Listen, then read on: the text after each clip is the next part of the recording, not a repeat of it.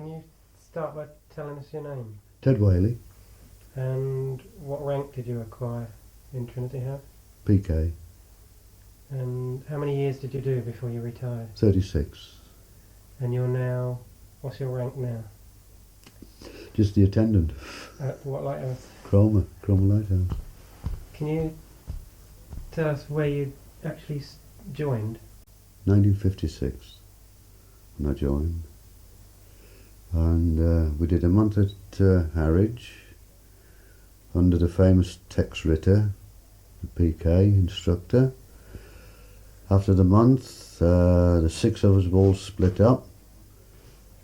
I ended up on Beachy Head for a month, then a fortnight's leave, then to the Nab Tower, month's leave, then I went over to Alderney for a month, Caskets for a month, and a month's leave. Then I went back to Sark for a month, Hanwha for a month, and a month's leave. Then, I got shot all over the place after that. You never knew where you were going to go. You might have a week here, fortnight somewhere else, filling in sickness, or get the turns right somewhere, or someone that was on holiday. I've done the Lizard, Bull Point, Lynmouth, Strumble, Dungeness, 6 weeks at Dungeness, Northforeland in the middle of the winter, Longships, Nab Tower. It was mainly between Beachy Head and the Nab Tower. Spent most of my time. Can you tell us about Beachy Head, what it was like? Well, Beachy Head, I mean, that was in my estimation, that was a real lighthouse. I mean, you had the IOB light, the fog gun. We had a very good skipper, and AK there, so you fitted in well. The beauty was that once a week you could get ashore for your groceries. You rang up the butcher in Meads and the grocer, the post office. They had everything ready for you, so you just nipped in. You were only allowed one tide, so you'd nip in, get everything together and get back again as quick as ever you could. That was the beauty about that, because you could get fresh veg every week, fresh bread, you know. What sort of year was this, era? Well, I've been in about 12 months then. So still in the 50s? Yeah. So what were the conditions like? You didn't have electricity, did you? No, we didn't have electricity, but we did have the wind generator for the TV. Yeah. The people in Eastbourne bought us a little, I think it was a 9-inch Echo TV, and they gave us 4 6-volt car batteries, and we made some boxes up to carry them in out of old charge boxes.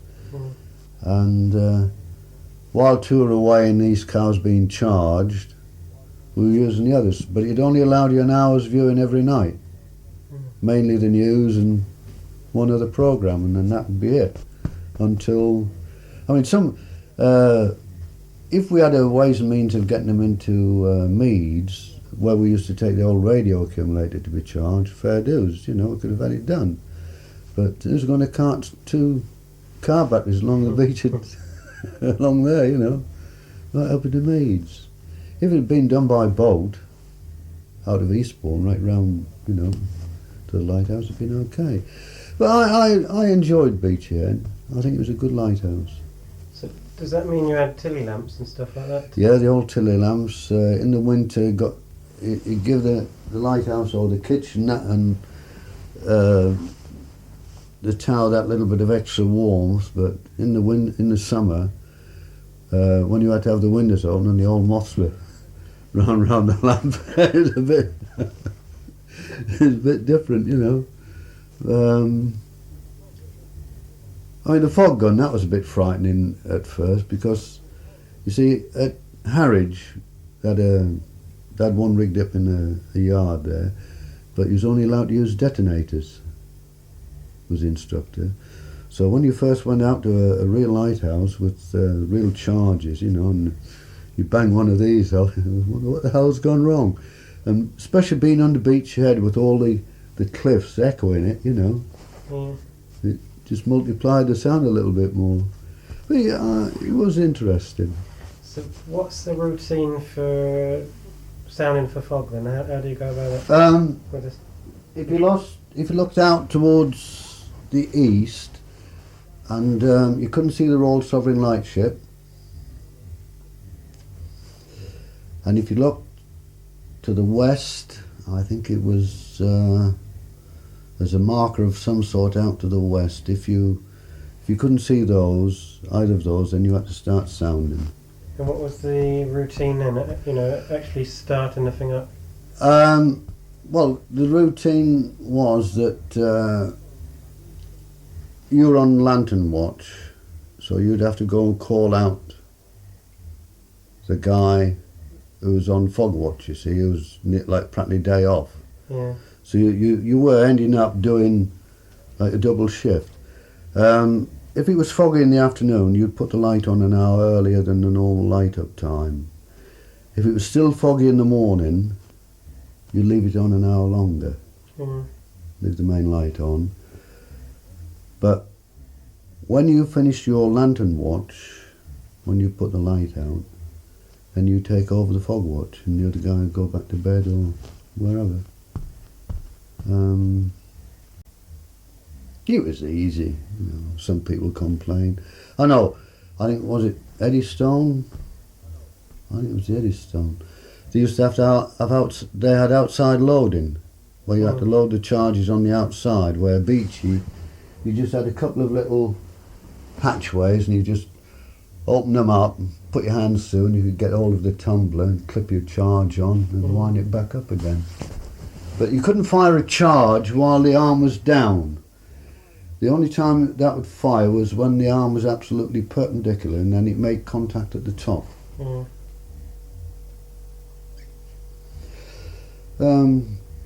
I hear on some lighthouses you had fun and games with detonators. Was it with cleaning chimneys and stuff? Oh yeah, well,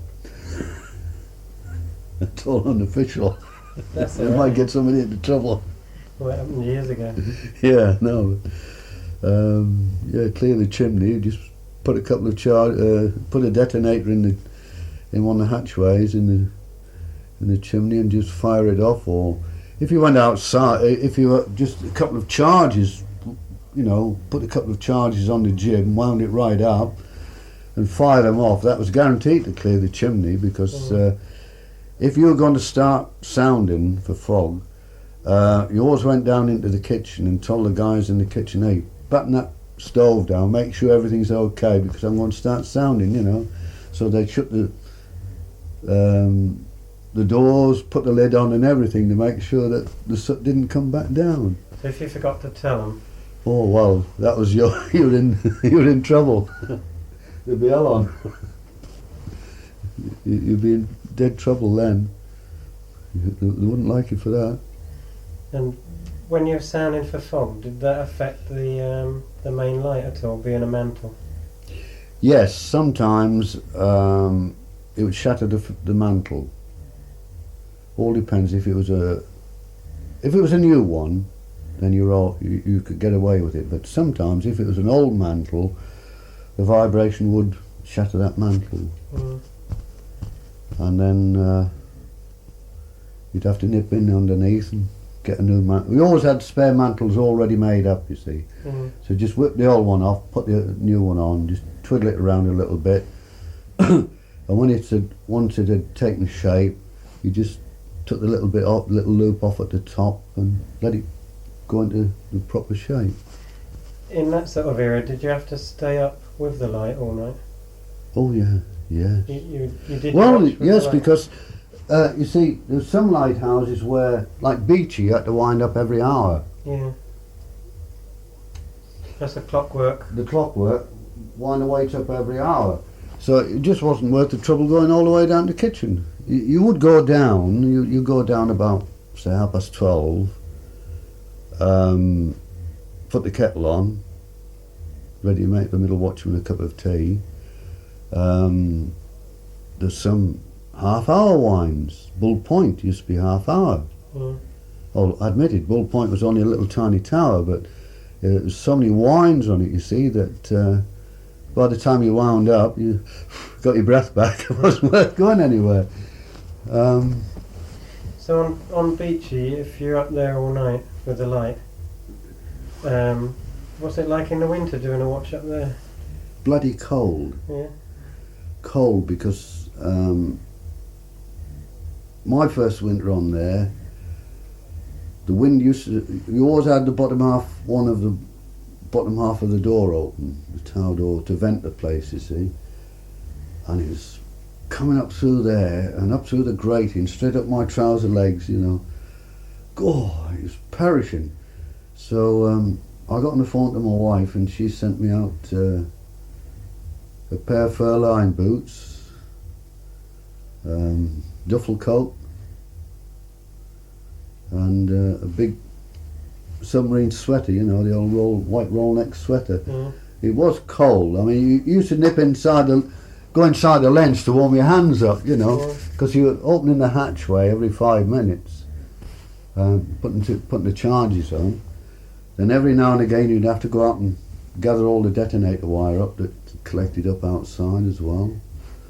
And one main thing was that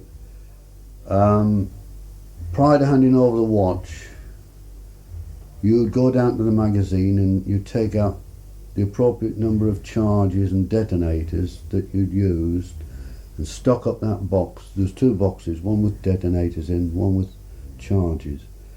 And you'd make sure that that was topped up with a proper number of, you know, to what the number you started with. Every station varied.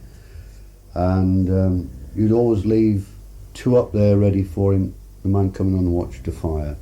You may leave a few made up as well, maybe half a dozen. So I've seen it at Beachy Head. I stopped sounding one day. I could see the Royal Sovereign, right up bell 2, clear as a bell. But there's a little bit hanging on the edge of the cliff. And I just stopped, you see, and the old man comes storming up from down below. "What you stop for, boy?" I said, "Well, clear, look." I said, "The ship's going by." "I said, you've got fog up there on the cliff." I said, "Well, I can't see any ships coming over that way." But he was right, because it was in the fog in the vicinity of the station. Yeah. That's how he got round it. See, and did you get old sticklers like that then? That oh God, made your yeah. life a misery? Oh yeah, yeah. The worst station, I think, for fog was Bull Point, because it took you a hell of a long time to start the engine, get everything set up, get the damn thing going properly, and by the time we got it going, the fog had cleared. And there's one law there, that there's a big copper pipe connected the tanks up, and that was polished. Well, you know what copper goes like when it's heated, it goes blue. Yeah. Well, if you stop, that had to be polished straight away. Yeah. All the floor had to be cleaned, all washed. You went over it with LMO first, cotton waste with LMO. Then you got your hot soapy water and you went over that. Not with a mop. If they caught you with a mop, they'd throw you out, you know. It had to be done hands and knees. Yeah. Floor cloth, you know. I mean, Lundy North, Saturday morning was a big day, big clean-up. And I counted up, morning watchman did 32 different jobs. All right, all individual, some were big jobs, some were little, but I counted a lot up. There's 32 different jobs. What sort of era was this? Way back 50, 58. and you know, a lot of it just wasn't necessary.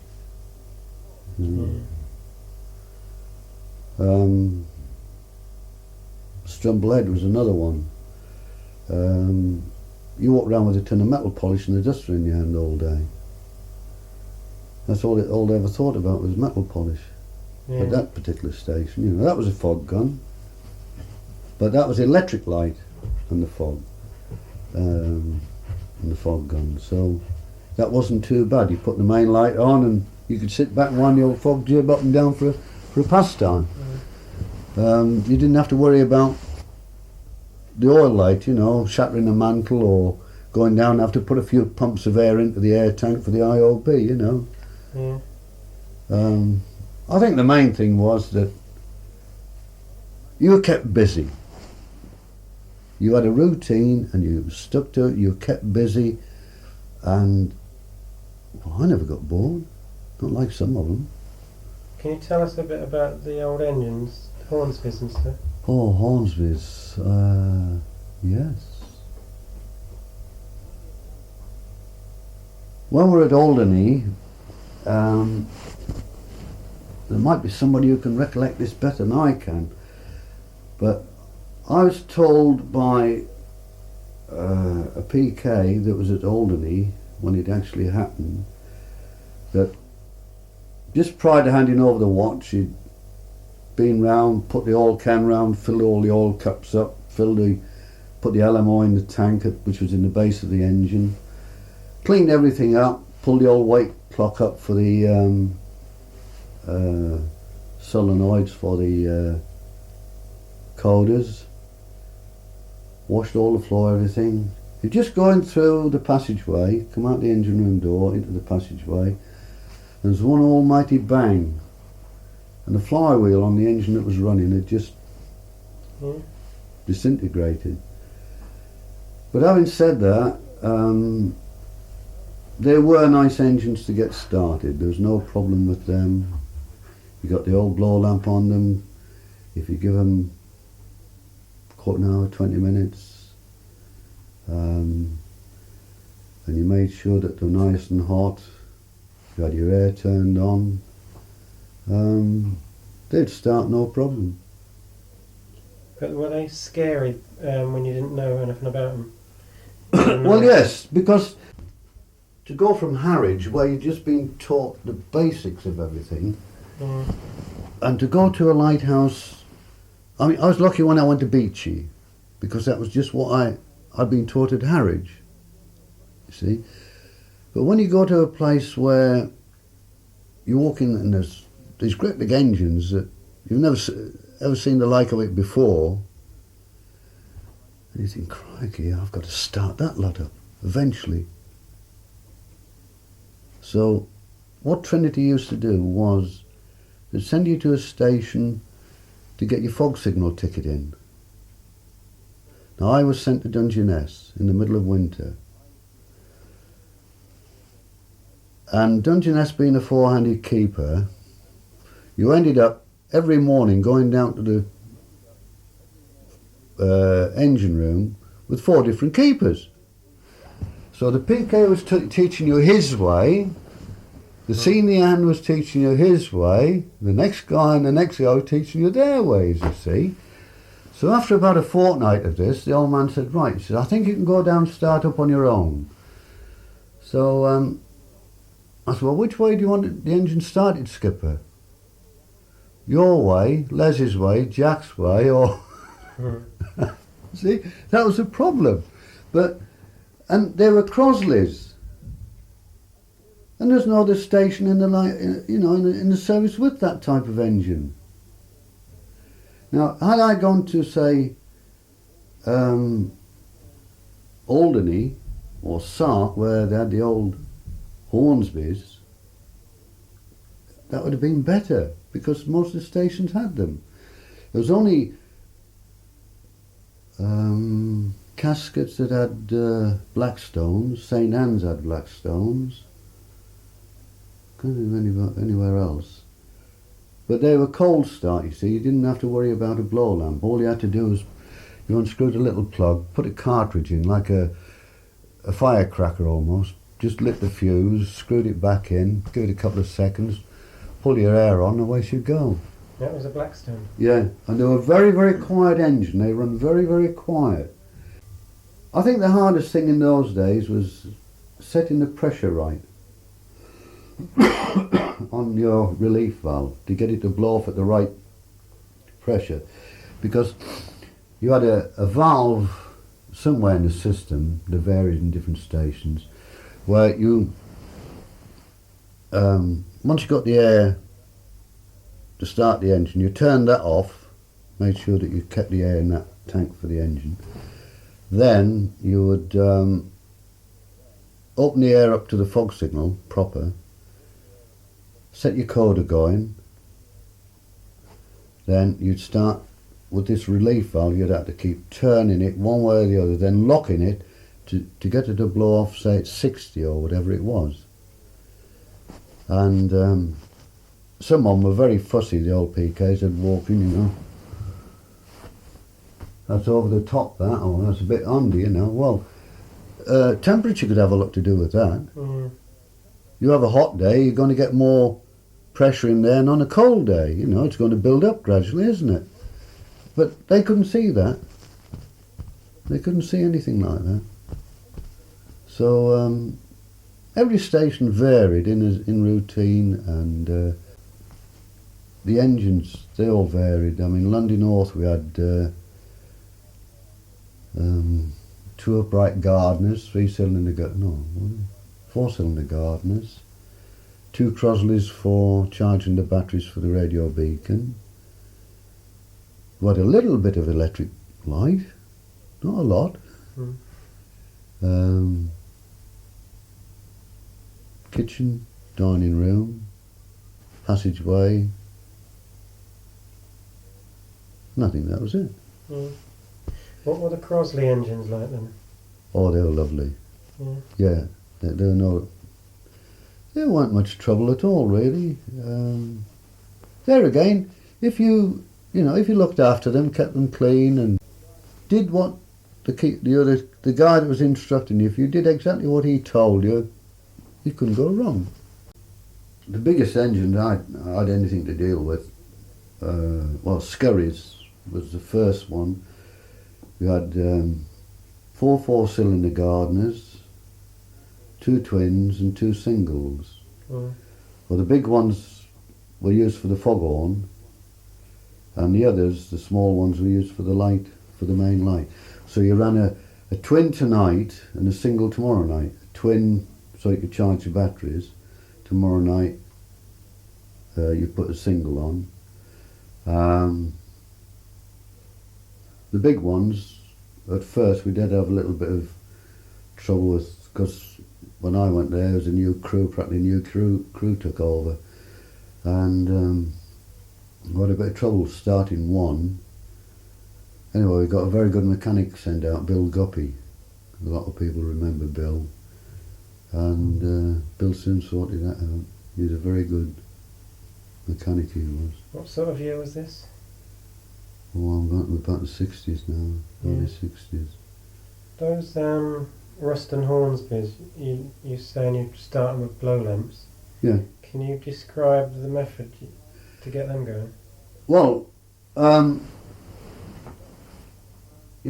blow lamp was already full of paraffin. You make sure of that before you hand over the watch, you know. I mean, everything had to be left set, ready to go at any time. Mm. So, right, first things first, on most of those places, you had to light a couple of Tilly lamps and put them up in the brackets, which, as anyone knows, to get a Tilly lamp going is a 5-minute job. By the time you light the little mess pan and or the wick, get the thing topped up and pump it up, then you took them in, stuck them in the 2 brackets, then you went and got your torch, because they never give you enough light, and you had to run around with the oil can. But while you're going around with the oil can, you'd have your big, it was a big blow lamp, maybe hold about 1.5 gallons of paraffin. So you had to get that warmed up. You had to warm that up. And while that was heating the hot bulb up at the end, you go around with the old oil can.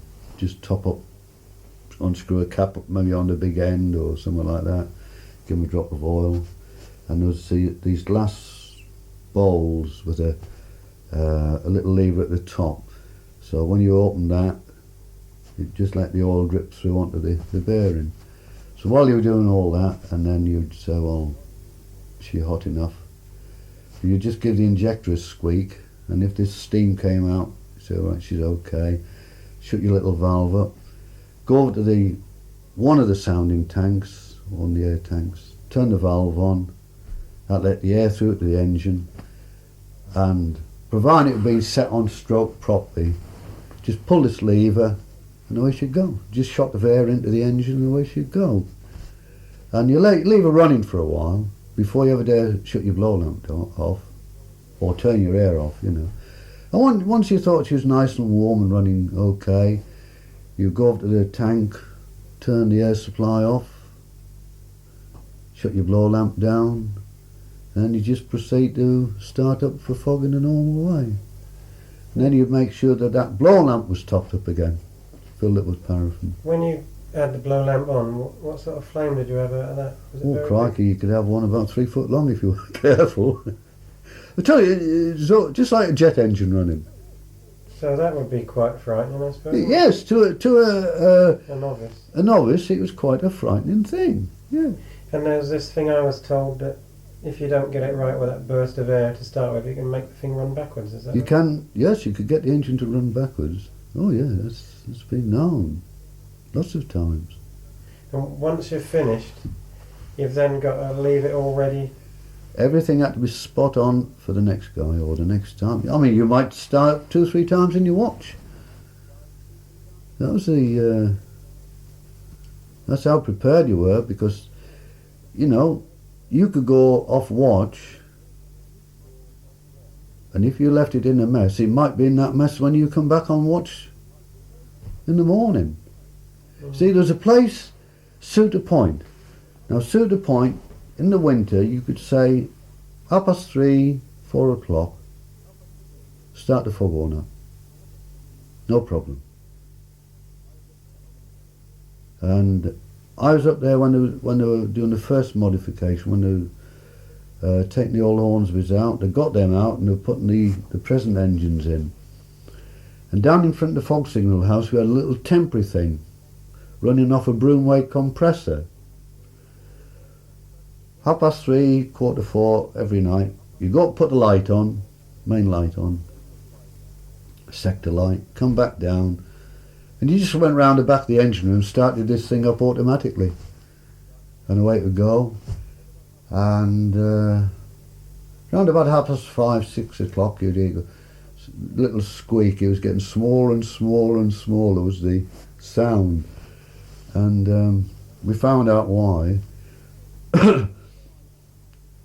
Because the run of piping, it was just plastic pipe all the way down from the engine room right down the gardens and onto the foghorn. It was freezing, and the hole down the trumpet was getting smaller and smaller. So they built a hut round it, and they put some bales of straw around it, but it never did cure it. So by about 7:30, you got the step ladder out, shut everything off, unshipped the whole lot, took it into the engine room to throw out again, then stick it back again. And it wasn't very satisfactory at all, that thing. It was only a little squeak. I mean, we could hear Rockepier better than we could our own. But there we are. That was progress for us, I think, at that time. What were the loudest foghorns you were with then? Caskets. Yeah. Caskets and Portland, I think. I have heard, well, we did, at times, we could hear Suter down to Hartlepool. Caskets, that was the loudest because you had 4 horns, put north, south, east and west. And when that went off, believe me, that was a real rattler. And yet you could sleep. You still sleep through that. Well, you get used to it, eh? You get used to it. Portland, that was another one. That was I think the thing you won't get used to is a gun, the fog gun. Yeah. I think that I wonder if there is anybody about now in Trinity that remember the one at Lynmouth, the automatic fog gun, and that was hilarious. That one at Lundy South, that blew up. If you go around the back of Lundy South somewhere, there's a big hole in the ground still where it went. But the Lynmouth one, I mean, that was frightening to a new bloke because it was right on the edge of the road, the approach road into into the station. And well, I'll tell you how bad it was. The postman wouldn't come anywhere near the station. Mm. If he came down the road and he heard that foghorn going, he wouldn't come anywhere near the place. That's how bad it was. And that was. It's hard to describe, and I often wonder if anybody's got any drawings of it. But what it really was, it was a big drum with tubes on the side, and you got your detonator, put it in the charge, and then you brought the wires up, and on the top end of the wire there's two lead loops. Mm. Then you got a lead weight which had two little holes in it, but they had an insulator. So you threaded the two loops through, one through each hole, drop the whole charge and the wire down one of these tubes, then you spread these loops over onto some teeth that stuck up. They said that there's 4 hours sounding in one loading, but that was restricted to the number of lead weights you could find. Because when you were actually sounding, this drum would move around at I think it was every 5 minutes or whatever it was. Just click around. Click round. Then there's an endless belt. You used to pick these weights up, put the charge on, take them up to a jib on the outside, and it was only when it got at the end that it made contact, it would fire. Then away went the lead weight. Well, the lead weights go anywhere down the cliff. They were supposed to drop into a tank. Mm. So it all depends on how many lead weights you could find scratching around out in the grass to reload, you see. And on the clock that drove this thing, there's 365 turns. Just whine away there, and I could not find out how to stop this bloody thing. And what it really amounted to, you got an old file and just chucked it across the governor's. Yeah. Brought it to a standstill. But nobody had thought of putting a stop on it. It was a double-roofed building, Yeah. and the oil lamp you used was in a little separate section, so there's no fumes or light liable to get in where the explosive was, and it was the same in the magazine. It was set in the wall of the magazine, which was just across the road from the fog signal house. And I think it was, it'd have been a field day for the IRA in those days to know that all that was there, Yeah. You want me to strip? Mishka, pack it in. These lead weights then? In the winter time, the mind boggles are always. Yeah, well, looking you just have to see a little hole in the snow, or you just have to go around, scratch around for them. And you see, another thing that used to happen with these things, sometimes they'd all, you'd be down the quarters. I mean, you couldn't stay up there with this thing going on. You'd be down the quarters and you'd be listening.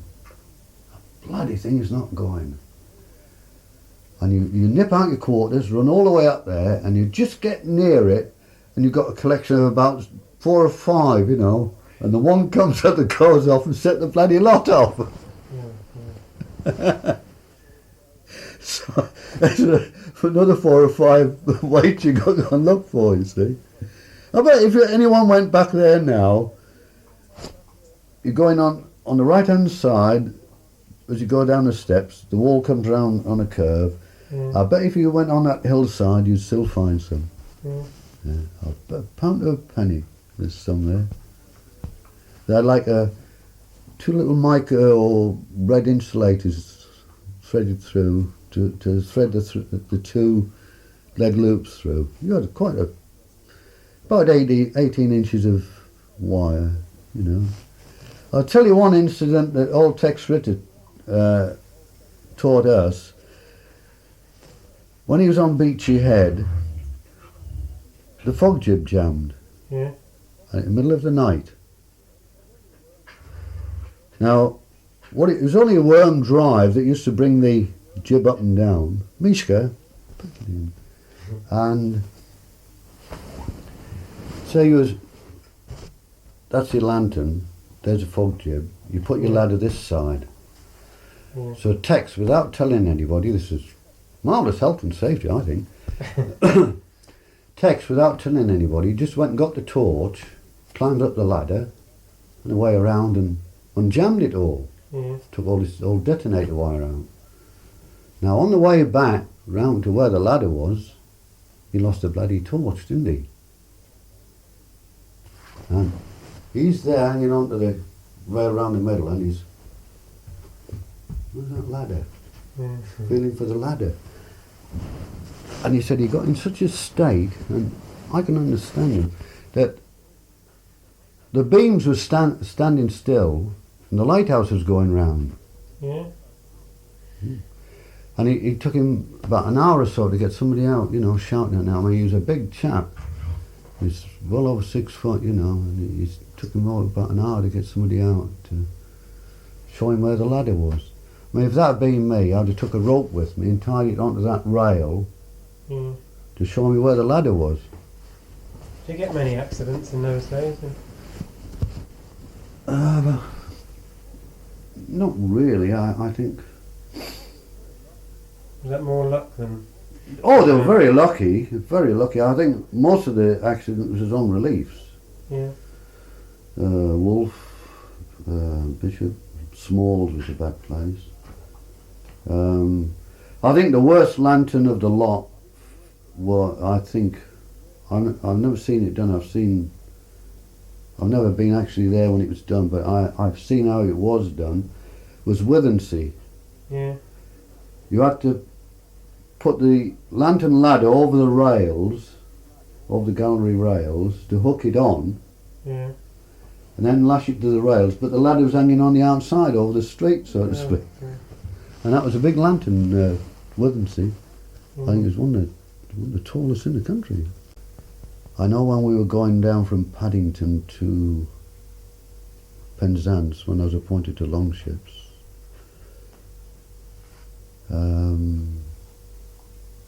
my eldest daughter, she started playing with there was a woman sitting opposite, she had a little corgi. I wasn't very happy about her playing with a corgi, you know. And anyway, the women got talking. Doris happened to say, sure, she said, we're going down to Longships. And this woman said, oh, my first husband was lost on Longships. So that was it cheered her up no end. You know, but as you say, they were very lucky, I think, very lucky. They used to have to paint the lantern roof once a year, you know. A lot of sharp lads used to mix the undercoat and the gloss together and slap it on in one go. You've done a few boat reliefs then? Yeah. I think the funniest one was Longships, because Terry Johns, he'll bear me out on this. We had a bloke there called Hearn, and he would wear wellies. Yeah. And James Howard, the local boatman, I mean, a lot of people didn't like him, but I got on well with him. But all Hearn would wear these wellies. So when we were winding him on the jack roll, we'd take it slow, they'd pay him out fast and fill his wellies for him. Every time we did that. Well, it was if you had a decent guy, you get him in as quick as possible, you know, but with him we just... I've heard of one chap, actually, he's that heavy, he couldn't hold on and he let go and he's just hanging by his ankle in the bowling. Yeah. Did they ever play jokes like that on BB's visits and things like that? Wind them in slowly? I wouldn't be surprised. I mean, I've never been on a station where, I mean, when I was on long ships, they came by boat, you know, and it was one of those days when they stepped out of the boat onto the landing, you know. They always pick those days, don't they? Yeah. It's like an old friend of mine, when he left the Wolf, he did 5 years in the Wolf, 6 altogether, as PK, and he said, the day I went, he said, I stepped out the boat onto the landing. He said, the day I left. He said, I never did it any other time. Yeah. So it just shows, you know, I mean, I've been marooned at Beachy. Overdue at Beachy even. Yeah. It's a funny old place.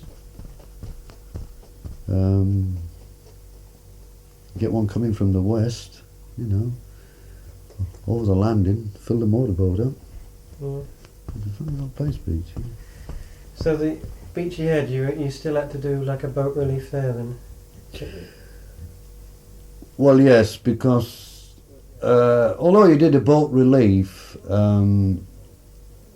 if you were coming ashore and you told the officer in the boat that you wanted to go overland because you lived this way, why go all the way down to Cowes, then have to travel back via Southampton back to London, you see.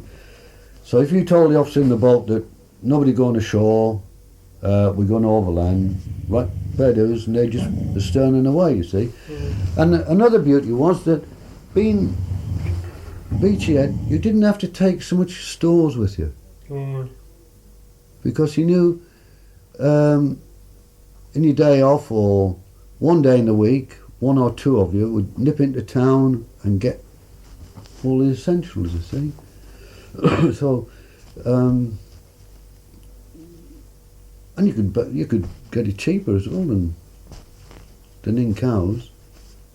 Because in Cowes, I mean, there's one bloke there, I mean, he had a Trinity contract, so to speak, you know, charges the earth for rubbish. Whereas when you went into Meads or nip into Eastbourne, you had a choice. You can get it back. Nice. God, I think like another thing, I mean, you had the telephone there, which was not a thing many lighthouses had. How did you keep your food in places like Beachy, you know, before fridges and stuff like that then? Well, according to pot water, what you did, well, you kept as much dripping as possible. The wife kept as much dripping as possible. They'd cook all your meat, put it in these big stone jars, and then cover it with dripping. And that's how it went out there. So that would keep it, you see. Your bread, well, you baked your own bread. Most of your stuff was either, I suppose in the old days, dried peas, dried beans, and in the winter your veg, your fresh veg kept longer. You could say 12 days, 10, 12 days. In the summer months, not so long, you know. Then when they brought the fridges out, well, I know they're big and bulky, but the old paraffin run fridge was very, very efficient. very good. You could defrost them, empty everything out, defrost them, fill the lamp, fill the little tank, light the lamp, put it back in, and within a couple, 2-3 minutes that was going. Beautiful. Beautiful they were. But they were all thrown out. I brought in the electric, and then along came the freezer, which caused a lot of problems. All depends on how much each guy took out there, you see.